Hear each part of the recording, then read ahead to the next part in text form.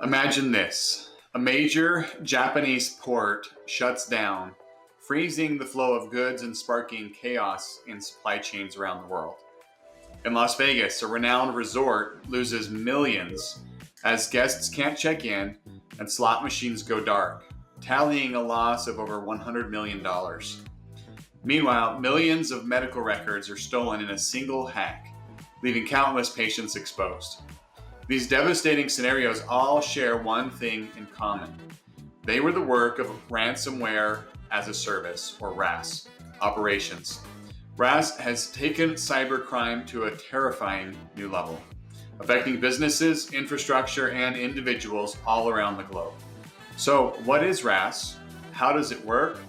And crucially, what can we do to protect ourselves? Let's dig into that today.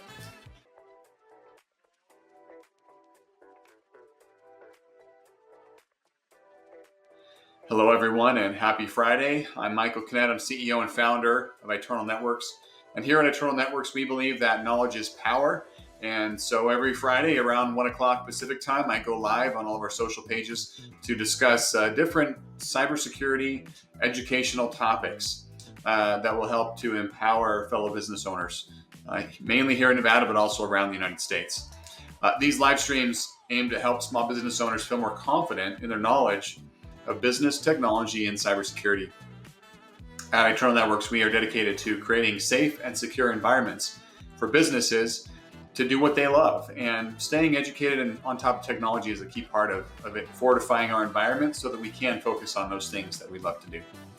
At the end of the live stream, I'll be answering any questions from the audience. So if you've got questions at any point during this discussion, please throw them in the comments and I will get to those towards the end.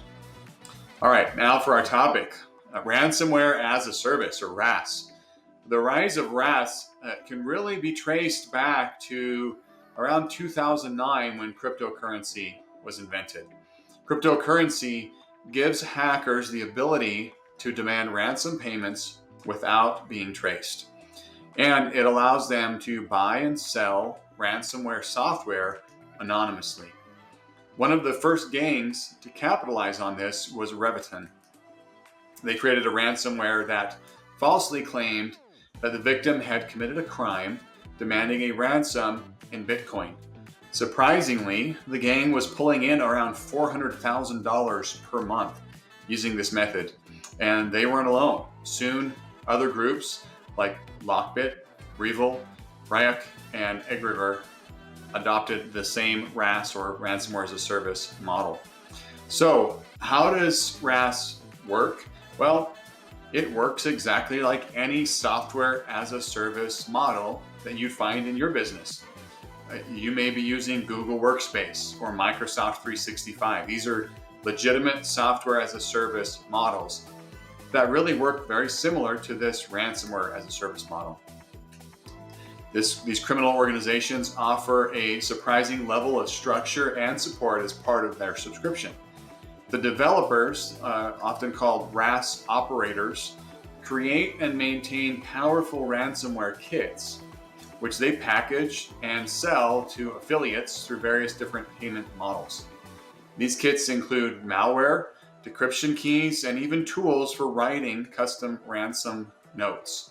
RaaS operators support their affiliates with technical help and even payment processing for cryptocurrency ransoms, with many offering access to private forums where hackers can exchange tips with each other. These RaaS operators structure their revenue streams through a few different models. They offer a monthly subscription where affiliates pay a recurring fee, sometimes as little as $40 per month, for access to these ransomware tools. Some of them offer one-time fees where affiliates buy the ransomware code outright, giving them unrestricted access to use it. They also offer affiliate programs where affiliates pay a monthly fee and give the operators a smaller share of any ransom payments that they collect. And then one of the more popular ones is this profit sharing model where operators charge no upfront fee, instead taking a significant cut, often 30 to 40% from any ransom payments that the affiliates do receive. This setup allows operators to scale their operations very, very quickly. Many of them even recruit new affiliates on the dark web, investing millions of dollars into their recruitment efforts to grow their business. Once an affiliate buys a RaaS kit, they are equipped with not just ransomware, but a level of support on how to use that software that mirrors a legitimate SaaS company. So why is this model so dangerous? Well, a couple of reasons, right? The combination of easy access and low cost means that almost anyone can now sign up and carry out a ransomware attack, even if they lack the technical skills to build the ransomware themselves. Affiliates don't need to be sophisticated hackers. All they need to do is purchase access to the tools and the guidance, and they can then begin targeting victims.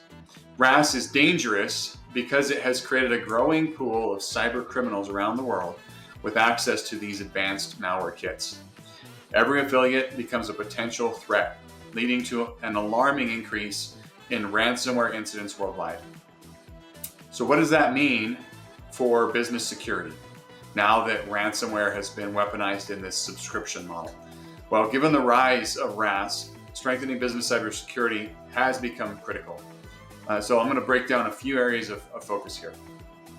One, it's critical that you have ransomware preparedness. Have a response plan for a ransomware attack in place that can help reduce the damage, speed up your response time, and minimize the stress.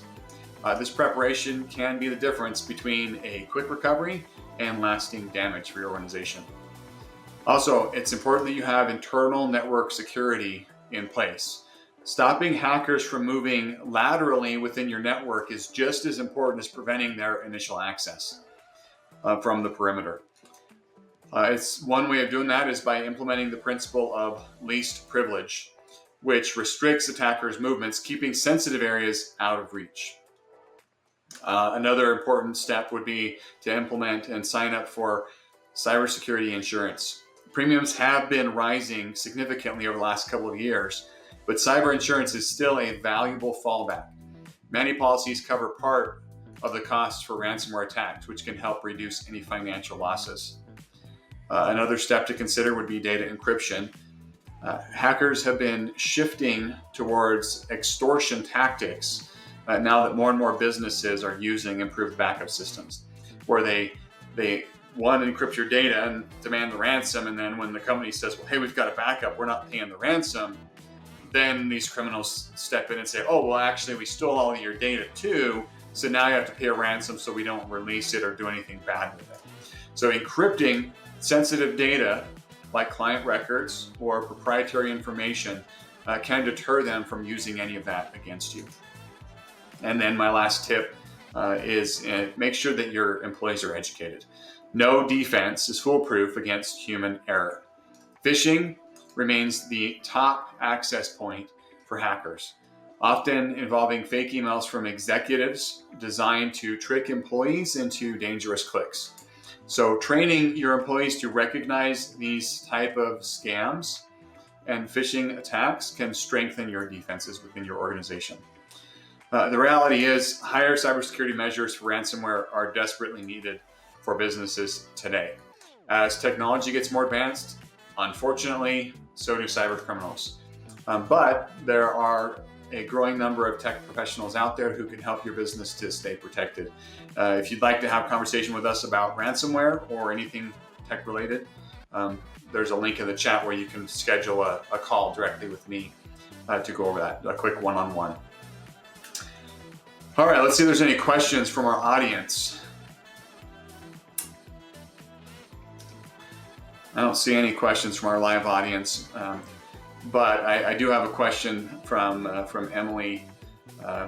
She's our marketing coordinator. She helps with doing all of these live streams and everything else. She posted this question to me as we were preparing for this. She said, well, what should we do if we suspect that a ransomware attack is happening? What you should do is one, if you think there's a ransomware attack is happening on your computer, unplug your computer from the network and turn it off immediately. That's the first step. Second step is contact your IT or security provider and let them know what you were seeing, what was going on, and have them check the logs to see if they can verify, one, that there was a ransomware attack happening, or two, that maybe it was not, it was something else.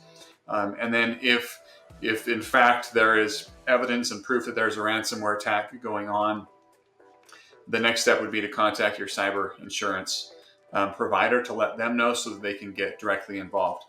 What you don't want to do is start wiping computers and wiping everything, because if you do, you're going to end up deleting all that digital forensics data that your cyber insurance company and any law enforcement that gets involved is going to need to verify the attack and who is perpetrating the attack, and to be able to help you to recover in the best way possible. So hopefully that's helpful. Maybe we can cover that in greater detail on another call. All right. Well, thanks for joining us today. If you do have any other questions, please post them in the comments. I will get those and I will respond to those. If you found this video helpful, please give it a thumbs up, and leave any comment with any thoughts you may have on it. Your feedback really does help us to create more content that's valuable to you, our audience. And don't forget to subscribe to our channel if you haven't already, and hit the bell icon so that you don't miss any future updates. Remember, knowledge is power, and we're here to help you to navigate the world of tech and cybersecurity. If you need any further assistance, please reach out to us, and we would be glad to jump in and help in any way that we can. Have a wonderful weekend, and we'll see you next week.